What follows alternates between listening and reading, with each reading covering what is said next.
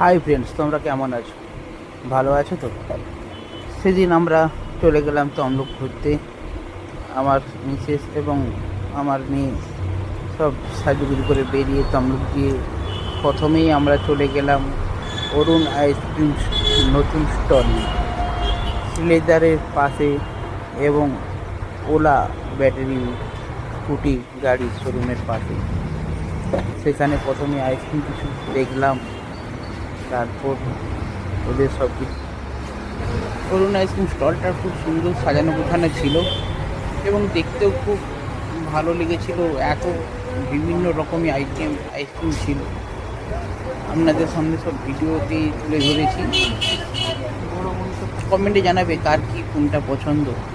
ওখানের কেকগুলো খুব দেখতে সুন্দর ছিল, ট্রাই করা হয় না, নেক্সট টাইম ট্রাই করব। কেকগুলো ওখানে সব 500 টাকা করে দাম।